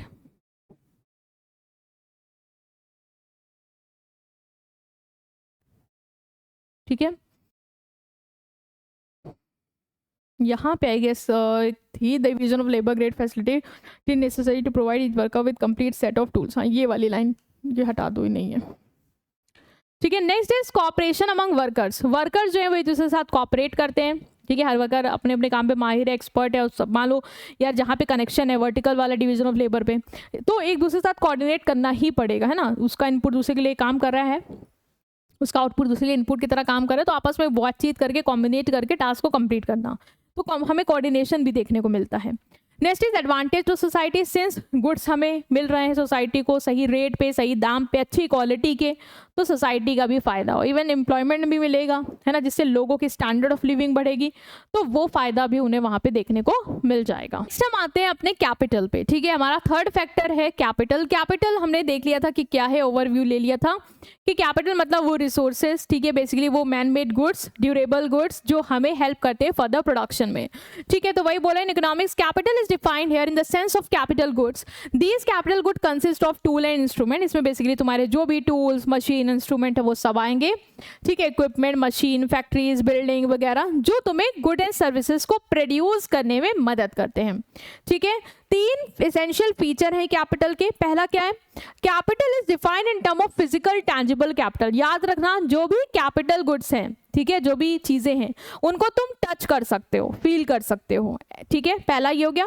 दूसरा, कैपिटल जो है वो मीन्स ऑफ प्रोडक्शन है, ठीक है, नेचर से हमें नहीं मिला है, ये मैनमेड है, क्योंकि ये जो मशीन, टूल, इक्विपमेंट है ना, इंसानों ने बना रखे, तो नेचर का गिफ्ट नहीं है। अगर होता तो वो लैंड हो जाता फिर। Next is capital refers to stock of good, tools, machinery, plant etcetera at a particular point of time. हमारे पर्टिकुलर पॉइंट ऑफ टाइम पे हमारे पास जो भी टूल्स, इक्विपमेंट हैं जो हमें प्रोडक्शन में मदद करेंगे उन्हें हम कैपिटल बोलते हैं। तो ये कुछ चीजें थी जो इसके बारे में इलैबोरेट कर रही थी। अब आते हैं इसके फीचर पे। पहला तो यार कैपिटल मैनमेड है। अभी देखा कि नेचर का फ्री गिफ्ट नहीं है, इंसान बनाते हैं, ठीक है, जो भी मशीन हो गई, ट्रैक्स हो गए वगैरह हम लोग बना रहे हैं, तो फ्री गिफ्ट ऑफ नेचर नहीं है। दूसरा है कैपिटल ड्यूरेबल है। ड्यूरेबल मतलब खत्म नहीं हो जाएगी, ठीक है। कैपिटल गुड्स जो है वो ड्यूरेबल है, लंबे समय तक चलेंगे। हाँ, अप्रिशिएट होगी, डिस्ट्रॉय होगी, बट लंबे समय तक चलते हैं, जल्दी खत्म नहीं होंगे। फ्यू ईयर्स में ही, ऐसा नहीं है कि बस खत्म हो गए, ठीक है, लंबे समय तक चलेंगे। कुछ होते हैं जो कुछ सालों में ही खत्म हो सकते हैं, बट मोस्टली जो है वो लंबे समय तक चलते हैं। कैपिटल जो है वो पैसिव फैक्टर है, जैसे तुमने देखा लेबर है वो एक्टिव था, वो इन लोगों को यूज करके प्रोडक्शन करता है, लेकिन ये लोग क्या है तब तक नहीं यूज होंगे जब तक कोई एक्टिव फैक्टर, बेसिकली लेबर, नहीं लगेगा। तो ये तो पैसिव है, ये खुद से कुछ नहीं प्रोड्यूस कर सकते। अब मोबाइल फैक्टर, कैपिटल को भी तुम एक जगह से दूसरी जगह ले जा सकते हो। मशीन को तुम लखनऊ में है, दिल्ली ले जाओ, है ना, तो मोबाइल एक जगह से दूसरी जगह जा सकती है। Supply of capital is elastic. जो सप्लाई है, ठीक है, लैंड की, तुमने देखा था वो फिक्स्ड है, ठीक है, उसको तुम नहीं बढ़ा सकते, लेकिन कैपिटल की तो बढ़ा सकते हो, घटा सकते हो। मशीन्स की बहुत डिमांड है, बहुत सारी सप्लाई बढ़ा दी, बहुत सारे प्रोड्यूसर बनाने लगे, कम है तो कम हो गई, तो वो इलास्टिक है, ठीक है। Next is capital is subjected to depreciation. देखो जो ये टूल, मशीन्स है ना, ये इनकी वैल्यू डिक्लाइन करती जाती है, समय के साथ गिरती रहती है। जैसे जैसे यूज करोगे, कुछ टूटेगा, फूटेगा, तो वैल्यू गिरेगी, डेप्रिशिएट होगा, ठीक है। तो वही बोल रहा है कि मशीनरी को रिप्लेस करने की जरूरत पड़ेगी फिर, तो डेप्रिसिएशन फंड बनाएंगे हम, ठीक है। मान लो हमने 1 लाख की मशीन लाए और हर साल उसकी वैल्यू 1000 से गिर रही है, तो हम हर साल 1000 का बैकअप लेके चल रहे हैं, जोड़ते जा रहे हैं, और जब मशीन खत्म हो जाएगी तो हमारे पास पैसा रहेगा कि हम नई मशीन खरीद लेंगे, ठीक है। नेक्स्ट है सेविंग। कैपिटल गुड्स जो है वो सेविंग का रिजल्ट है, मतलब हम पैसा जोड़ते हैं, फिर हम उस पैसे से मशीन खरीदते हैं, टूल्स खरीदते हैं। तो ऑफ कोर्स कैपिटल गुड्स लाने के लिए हमें पैसा सेव करना होगा और फिर उसको री इन्वेस्ट करना होगा ताकि हम मशीन्स वगैरह खरीद पाएं। तो यही कैरेक्टरिस्टिक तुम्हारे यहाँ पे दिए हुए हैं। नेक्स्ट आते हैं हम टाइप्स ऑफ कैपिटल पे, बट उससे पहले मैं तुम्हें ये बताना चाहूंगी कि तुम्हारे सिलेबस में टाइप्स में सिर्फ फिजिकल और फाइनेंशियल कैपिटल ही मेंशन है, तो हम सिर्फ फिजिकल और फाइनेंशियल कैपिटल ही यहाँ पढ़ने वाले हैं, ठीक है, क्योंकि जो है वही पढ़ेंगे, जो नहीं है उसमें इतना हमें दिमाग नहीं खराब करना है। तो सबसे पहले आते हैं फिजिकल कैपिटल क्या है और फाइनेंशियल कैपिटल क्या है। सिंपल है यार, फिजिकल कैपिटल वो कैपिटल जो तुम छू सकते हो, ठीक है, जो बेसिकली टैंजिबल है। तो physical capital economics call one of the 4 main factor production consist of tangible human made good that assist in process। बहुत कॉम्प्लेक्स लिख दिया है बट सिंपल है, बोल रहा है कि ये वो tangible factors हैं, ठीक है। फैक्टर ऑफ प्रोडक्शन में ये जो कैपिटल है उसमें physical capital, tangible capital goods होते हैं जो हमें गुड्स एंड सर्विसेज के प्रोडक्शन में मदद करते हैं, जैसे मशीन है, टूल्स है, इक्विपमेंट है, इनको तुम टच कर सकते हो, है ना। तो ये क्या है, ये टैंजिबल, इनको देख सकते हो, तो ये क्या है, फिजिकल कैपिटल है। फाइनेंशियल कैपिटल क्या होती है, फाइनेंशियल कैपिटल को हम मनी कैपिटल भी बोलते हैं, मतलब वो मनी जो तुम यूज करते हो एसेट्स को परचेज करने के लिए ताकि तुम फर्दर गुड एंड सर्विसेज को प्रोड्यूस कर पाओ। तो ये क्या है, ये है तुम्हारी फाइनेंशियल कैपिटल। याद रखना, मनी ऐसे ही कैपिटल नहीं है, बट मनी का जब आप यूज करते हैं गुड एंड सर्विसेज को खरीदने के लिए ताकि प्रोडक्शन हो पाए, ठीक है। गुड एंड सर्विसेज मतलब क्या, मशीन्स वगैरह, कैपिटल गुड्स को खरीदने के लिए, ठीक है, ताकि प्रोडक्शन हो पाए, सर्विसेज नहीं, कैपिटल गुड्स को खरीदने के लिए ताकि प्रोडक्शन हो पाए गुड एंड सर्विसेज का, तो हम उसको बोलते हैं फाइनेंशियल कैपिटल। ठीक है, पैसा तुम लोन लेके लाओ चाहे शेयर लेके लाओ, बट उसका पर्पस ये होना चाहिए कि वो कैपिटल गुड्स के लिए हम यूज कर रहे हैं ताकि हम फर्दर कुछ बना पाए। ठीक है, तो वो हो जाएगा मेरा financial capital. Clear? Okay, next topic है आपका need and functions of capital. जो ये कैपिटल है, ठीक है, जो ये गुड्स हैं, इनकी क्या जरूरत है तो देख लेते हैं। बोल रहा है कि कैपिटल जो है वो बहुत इंपॉर्टेंट रोल प्ले करता है यार गुड एंड सर्विसेज को बनाने में। ऑफ कोर्स सबसे बड़ा हाथ है इसका, है ना, बिना रिसोर्सेज के, बिना इक्विपमेंट के कैसे बना लोगे कुछ भी। तो सबसे पहले यहाँ पे कुछ कुछ फायदे लिखे हैं, देख लेते हैं। पहला है it increase the productivity of land and labour. अगर अच्छे तुम्हारे पास कैपिटल है, ठीक है, मॉडर्न मशीनरी इक्विपमेंट्स हैं, तो लेबर की भी एफिशिएंसी बढ़ेगी कि नहीं बढ़ेगी? बढ़ेगी, है ना, वो बढ़िया से प्रोडक्शन कर पाएगा यूजर्स इन मॉडर्न इक्विपमेंट्स वगैरह को यूज करके। और साथ ही साथ लैंड में भी जब ये मॉडर्न इक्विपमेंट्स वगैरह यूज होंगे तो लैंड की भी प्रोडक्टिविटी बढ़ेगी। ठीक है, दूसरा capital increase employment opportunity particularly in those countries where labour is in plenty. जो ये कैपिटल है, ठीक है, जो बिल्डिंग हमने सेट कर दी, फैक्ट्री लगा दी, टूल्स इक्विपमेंट मशीन्स ले आए, प्रोडक्शन हो रहा है, तो लोगों को हायर करेंगे कि नहीं करेंगे? तो एम्प्लॉयमेंट अपॉर्चुनिटीज भी क्या है? बढ़ेंगी। Capital is used to provide the necessary tools and implements to the worker for productivity purpose. और कैपिटल, अगर हम मनी कैपिटल की बात करें तो इसकी मदद से हम बहुत सारे इक्विपमेंट्स, टूल्स वगैरह खरीद सकते हैं जो वर्कर यूज करेंगे और प्रोडक्शन इंक्रीज कर पाएंगे। सो भाई कैपिटल ऑफ कोर्स हमें बहुत इंपॉर्टेंट रोल प्ले कर रही है, तो हमने इसको देख लिया है। ठीक है, moving to our next topic that is capital formation. है टॉपिक्स हैं बट कोई नहीं, पढ़ने पड़ेंगे। ठीक है, अब आते हैं तुम्हारे नेक्स्ट टॉपिक के कि ये कैपिटल फॉर्मेशन क्या होता है। बहुत ही इंपॉर्टेंट टॉपिक है कैपिटल फॉर्मेशन। ठीक है, तो बाय कैपिटल फॉर्मेशन, कैपिटल तो समझ गया ना, कैपिटल गुड्स वगैरह ये सारी चीजें जो यूज हो रही हैं प्रोडक्शन में, इनका क्या हो रहा है? फॉर्मेशन हो रहा है, इनको बना रहे हैं। देखो ना, एक कॉन्सेप्ट बिल्कुल सिंपल है। तुम कोई मशीन लाए हो, उसको यूज करोगे, उसकी वैल्यू गिरेगी कि नहीं गिरेगी? हाँ मैम गिरेगी, डेप्रिशिएट होगी। तो बेटा तुमको वो रिप्लेस भी तो करनी पड़ेगी और भी तो नई मशीन लाओगे, ठीक है, प्रोडक्शन बढ़ाने के लिए। तो जो भी तुम इस दौरान कैपिटल को फॉर्म करोगे इसे बोलते हैं कैपिटल फॉर्मेशन। देखते हैं क्या लिखा है इसमें। बोल रहा है कि by capital formation we mean increase in the stock of capital good machinery equipment. मैंने बताया भी कि कैपिटल फॉर्मेशन मतलब ये जो कैपिटल गुड्स है ना, इनको इंक्रीज करना, ठीक, which are meant for production. Of course क्यों इंक्रीज करें? ताकि ज्यादा प्रोडक्शन हो पाए। ठीक है, in simple word refers to net addition. याद रखना, नेट एडिशन कितना किया है हमने कैपिटल स्टॉक पे इकोनॉमी के during a given period of time. Net addition क्यों? क्योंकि यहाँ पे जैसे मान के, एग्जाम्पल दे रही हूं तुम्हें, सही से देखना, एग्जाम्पल लो। जैसे मान लो तुम्हारे पास 10 मशीन थी, ठीक है, कितनी मशीन थी? 10 मशीन थी। 10 मशीन में मान लो कि 2 मशीन क्या हो गई? खराब हो गई, ठीक है, डिस्ट्रॉय हो गई, खराब हो गई, अब इनका कोई मतलब नहीं है, अब तुम्हें नई लानी ही पड़ेगी। ठीक है, डिस्ट्रॉय हो गई मान लो, और तुमने क्या किया? तुम एडिशनल मान लो खरीद के 5 मशीन ले आए हो, ठीक है, 5 तुम नई मशीन ले आए हो। अब तुम मुझे बताओ कि तुमने कितना कैपिटल फॉर्मेशन किया। तुम बोलोगे 10 मशीन थी मैम, मैं 2 ले आया, मैंने तो 10 मशीन थी, मैं 5 ले आया, मैंने 5 एडिशनल बढ़ा दी मशीन, मतलब ये मैंने कैपिटल फॉर्म कर दी। तो मैं बोलूंगी नहीं, यहाँ पे तुम्हें नेट एडिशन देखना है। तो नेट एडिशन कैलकुलेट करने के, हाँ एडिशन तो तुमने नई 5 लाए हो, ठीक है, लेकिन नेट एडिशन कैसे आता है? नेट एडिशन निकालने के लिए आपको जो भी मशीन डिस्ट्रॉय हो गई, जिनको तुम्हें रिप्लेस करना है, उनसे माइनस करना पड़ेगा।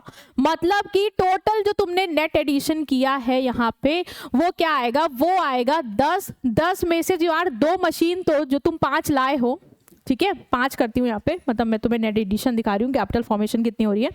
तो तुम 5 मशीन तो लाए हो, इस 5 में 2 माइनस कर दो, क्योंकि वो तो रिप्लेस हो जाएंगी ना, वो तो रिप्लेस में यूज हो जाएंगी। इसका मतलब तुमने 3 ही नई मशीन क्या करी है? ऐड करी है टोटल स्टॉक पे। ठीक है, 3 ही नई मशीन को तुमने क्या किया, ऐड किया। हालांकि लाए तुम 5 नहीं थे, बट 2 तो रिप्लेसमेंट में ही चली गई, तब पूरा टोटल जैसे मान लो कि 10 में 2 डिस्ट्रॉय हो गई तो बची तो 8 ही ना।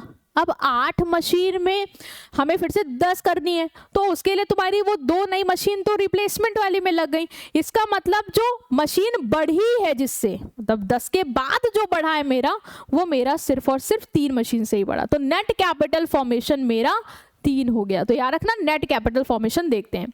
वही चीज बोला कि हर साल जो अमाउंट ऑफ गुड्स है, जैसे जो मशीन है, व्हीकल्स है, बिल्डिंग है, जो भी प्रोडक्शन के लिए यूज हो रहा है, वो गिरता है, वो डेप्रिशिएट होती रहती है उसकी वैल्यू।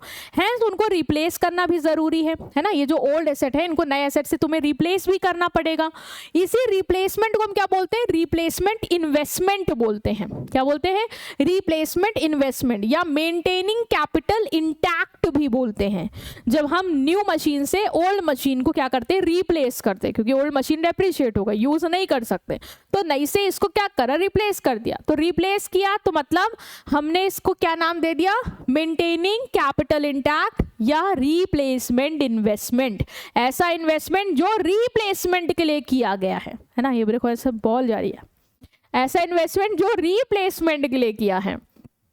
तो नेट एडिशन क्या होगा, रिप्लेसमेंट हटा दो, है ना, जो मशीन रिप्लेस हो गई उनको हटा दो, फिर जितनी बची जो तुम नहीं लाए हो उसने से तुम्हारी कैपिटल गुड्स बढ़ते हुए नजर आ रहे हैं। क्लियर है, ये हो गया capital formation. If total investment in any country is more than this depreciation then will be called as capital formation. बोल रहा है कि अगर कंट्री में जो टोटल इन्वेस्टमेंट है वो ज्यादा है डेप्रिसिएशन से, तो हम बोलेंगे कि कैपिटल फॉर्मेशन हुआ है। ठीक है, thus capital formation take place through such net investment in any country during a particular period of time। Formula याद रखना, टोटल इन्वेस्टमेंट में से डेप्रिसिएशन माइनस करना है। नेट इन्वेस्टमेंट कब होता है, जब हम रिप्लेसमेंट डेप्रिसिएशन वाली चीजों को माइनस कर देते हैं हमारे टोटल इन्वेस्टमेंट से। मान लो 10 लाख का तुमने टोटल इन्वेस्टमेंट किया, अब 10 लाख में 3 लाख का तो तुमने रिप्लेसमेंट में यूज कर लिया, इसका मतलब नेट कितना इन्वेस्टमेंट हुआ है, सिर्फ और सिर्फ 7 लाख का। ये क्या है, ये है तुम्हारी कैपिटल फॉर्मेशन जो हुई है। ठीक है, तो बहुत सारे फैक्टर्स हैं जो कैपिटल फॉर्मेशन को इन्फ्लुएंस करते हैं, या पूरा प्रोसेस है कैपिटल फॉर्मेशन का, दोनों से क्वेश्चन बन सकता है। पॉइंट 3 ही है, चाहे वो फैक्टर्स बोले या प्रोसेस बोले। तो पहला है क्रिएशन ऑफ सेविंग, दूसरा है मोबिलाइजेशन ऑफ सेविंग, और तीसरा है इन्वेस्टमेंट ऑफ सेविंग। ये जो कैपिटल फॉर्मेशन हो रहा है, मतलब जो कैपिटल गुड्स एडिशन हो रहे हैं, इनको करने का एक प्रोसेस है, स्टेप बाय स्टेप चीजें हैं। सबसे पहले हम क्या करेंगे, सेविंग क्रिएट करेंगे। भाई मशीन तो तब खरीदोगे ना जब पैसा होगा जेब में, है ना। इन्वेस्टमेंट जो पूरी कंट्री में, हम इकोनॉमी के लेवल पे देख रहे हैं, पूरी कंट्री में फैक्ट्री सेटअप होंगी, बिल्डिंग्स बनेंगी, कंस्ट्रक्शन होगा, ठीक है, कैपिटल गुड्स की भरमार होगी, तब जब पहले पैसा आएगा। पैसा आने के लिए सबसे पहले क्या हो रही है, सेविंग होगी, है ना। तो सेविंग पहली स्टेज है कैपिटल फॉर्मेशन में। सेविंग डिपेंड करती है बहुत सारे फैक्टर पे, एबिलिटी टू सेव, कि तुम कितना सेव कर सकते हो, है ना। तुम्हारी 10,000 की सेविंग है, 6,000 के खर्चे, तो भाई तुम 4,000 ज़्यादा सेव कर सकते हो। डिजायर टू सेव, तुम सेव करना कितना चाहते हो। मान लो 4,000 कर सकते हैं, लेकिन मुझे 4,000 की शॉपिंग करनी है तो मैं नहीं सेव करना चाह रही, है ना। डिजायर पे भी डिपेंड करेगा। और अपॉर्चुनिटी टू सेव, भाई बैंक अकाउंट ओपन कराने का मेरे पास ऑप्शन है, एफडी खुलवा सकती हूँ, ब्याज ज़्यादा मिलेगा, अपॉर्चुनिटीज़ हैं, उस सेविंग के ऑप्शंस है मेरे पास, तो मैं अट्रैक्ट होके सेव कर लूंगी, है ना।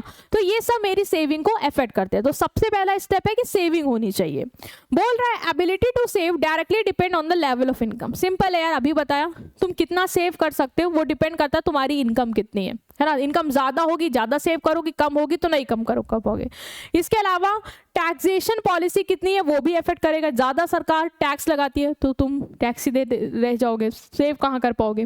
तो सबसे पहले तो है कि यार हमें सेव करना होगा, है ना, पैसा सेव करना होगा।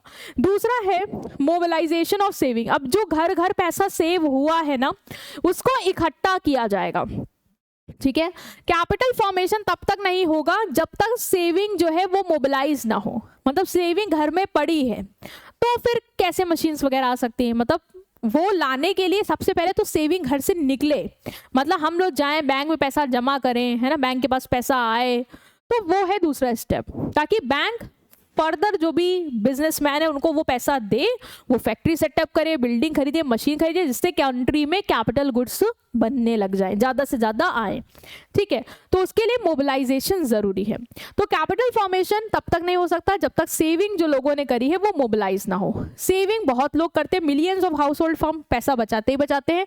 बहुत ज़रूरी है कि ये सेविंग को मोबिलाइज किया जाए, मतलब बैंक इकट्ठा करे और इनको प्रोडक्टिव पर्पस के लिए यूज़ करें, मतलब ऐसे इन्वेस्टर्स को दें जो इससे फर्दर हमारी कंट्री में कैपिटल गुड्स बनाएं। ठीक है, इसके लिए बैंक्स चाहिए होंगे, फाइनेंशियल इंटरमीडिएटरीज चाहिए होंगी जो सेविंग को कलेक्ट करेंगे, उनको प्रोड्यूसर तक पहुंचाएंगे, जिससे इन्वेस्टमेंट होगा और फर्दर कैपिटल फॉर्मेशन देखने को मिल जाएगा कंट्री में। वही बोल रहा है, बिना बैंक, बिना फाइनेंशियल इंटरमीडिएट्स के सेविंग घर में ही पड़ी रहेगी, उसका कोई यूज होगा ही नहीं।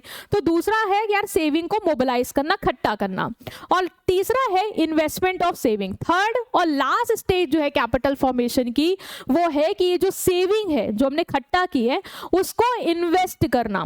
ठीक है, उसको इन्वेस्ट करना।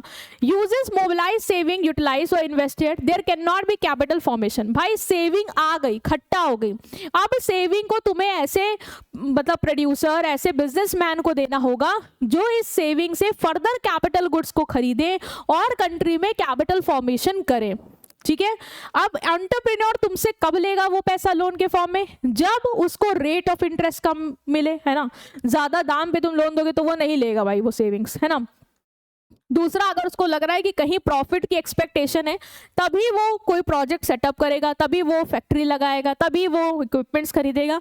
अदरवाइज प्रॉफिट नहीं लग रहा है तो वो क्यों ही करेगा। ठीक है, तो जब ये सारा प्रोसेस होता है तभी हमारी कैपिटल फॉर्मेशन देखने को मिलती है। क्लियर है, बहुत इजी। कैपिटल गुड्स का जो भी फॉर्मेशन है जो कंट्री में हो रहा है वही है कैपिटल फॉर्मेशन। नेट एडिशन होता है, याद रखना, है ना। नेट एडिशन में हम डेप्रिसिएशन माइनस कर देते हैं, मतलब वही कैपिटल गुड्स जो तुम नए लाए हो अगर उसको किसी को रिप्लेस करने में यूज कर लिया तो फिर हम कहेंगे वो तो रिप्लेसमेंट में चला गया ना, तो कितना फॉर्म हुआ एडिशनल। तो जितना उसको माइनस करने के बाद हो रहा है फिर वो ही हमारी कैपिटल फॉर्मेशन कहलाएगी। क्लियर है। नेक्स्ट हम आते हैं फाइनली आपके 4 फैक्टर ऑफ प्रोडक्शन पे, दैट इज एंटरप्राइज और ऑर्गेनाइजेशन। बोल रहा है कि एक एंटरप्रेन्योर वो होता है जो इन को ऑर्गेनाइज करता है, मतलब वो इन सारे फैक्टर्स को इकट्ठा करता है, डिसीजंस लेता है, क्या प्रोड्यूस करना है, कितना प्रोड्यूस करना है, रिस्क लेता है, इन सबको रिवॉर्ड देता है। यही है एंटरप्रेन्योर। तो ये इंपॉर्टेंट फैक्टर है जो प्रोडक्शन को ऑर्गेनाइज करता है, इंपॉर्टेंट डिसीजन लेता है कि कितना प्रोड्यूस करना है, किसको हायर करना है, कहाँ से परचेज करना है। ठीक है, जो टास्क है रिस्क का वो लेता है। ठीक है, इस कॉल एंटरप्राइज, और इस पर्सन को मतलब ये जो ऑर्गेनाइजेशन बनाता है उसको बोलते हैं एंटरप्राइज, और ये जो पर्सन है जो ये रिस्क ले रहा है इसको बोलते हैं एंटरप्रेन्योर। ठीक है, तो ये भी याद रखना। नेक्स्ट आते हैं हम किसके क्या फंक्शंस हैं। बहुत इजी है।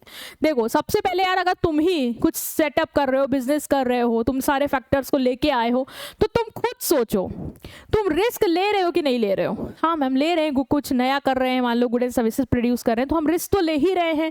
चलेगा नहीं चलेगा हमें नहीं पता, बर्गर की शॉप खोल दी, चलेगी नहीं चलेगी हमें नहीं पता, तो रिस्क तो लेना ही है। तो there is no other factor of production except entrepreneur who bear the risk. Capital, land, labour, ये लोग कोई रिस्क नहीं लेते। ठीक है, ये एंटरप्रेन्योर ही है जो रिस्क लेता है। ठीक है, क्यों? क्योंकि अनसर्टेनिटीज हैं प्रोडक्शन में, इन्वेस्टमेंट में। पैसा इन्वेस्ट किया, रिटर्न मिलेगा नहीं मिलेगा, प्रॉफिट होगा नहीं होगा, हमें नहीं पता होता, कुछ भी फिक्स नहीं है, है ना। तो अनसर्टेनिटी है।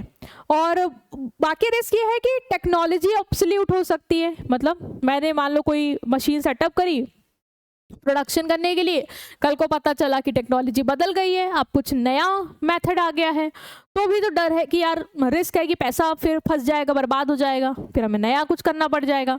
तो गवर्नमेंट की पॉलिसी बदल गई, जीएसटी ज़्यादा लग गया, तो भी हमें अनसर्टेन है कि प्रॉफिट कितना बनेगा, तो रिस्क लेता है ये पर्सन। ठीक है, next is decision making function. ये सारे डिसीजन, जितने भी इंपॉर्टेंट डिसीजन है वो सारे लेता है। लाइक कौन सी कमोडिटी बनानी है, किस डिज़ाइन में बनानी है, क्वालिटी क्या होगी, लोकेशन क्या होगी, कहाँ पे फैक्ट्री सेटअप करेंगे, ठीक है, कितना प्रोडक्शन करेंगे, टेक्निक कौन सी यूज़ करेंगे, ठीक है, ये सारी चीजों का डिसीजन लेता है, तो ये भी एक इसका इंपॉर्टेंट फंक्शन है। Next is coordination and supervision. Entrepreneur not only bring different factor of production together but also organise them. जो एंटरप्रेन्योर है ना, वो सिर्फ सारे फैक्टर ऑफ प्रोडक्शन को लाता ही नहीं है, बल्कि उनमें कोऑर्डिनेशन भी बैठाता है। वो बताता है लेबर को कि तुम्हें मशीन को यूज ऐसे करना है, तुम्हें लैंड के साथ ऐसे काम करना है, ठीक है। तो ये आपस में जब सब मिलजुल के, ऑफ कोर्स यार लैंड और कैपिटल बिना लेबर के काम नहीं कर सकते, जब सब आपस में मिलेंगे, कोऑर्डिनेट होंगे, तभी प्रोडक्शन हो पाएगा। तो ये करवाने का काम भी एंटरप्रेन्योर का है। ये देखता है कि जो भी प्रोविजंस हैं, ठीक है, लेबर के लिए अलग अलग जगह से आ रहे हैं उनके लिए हो, ठीक है, जो भी मशीन है वो परचेज करी जाए ताकि प्रोडक्शन हो पाए।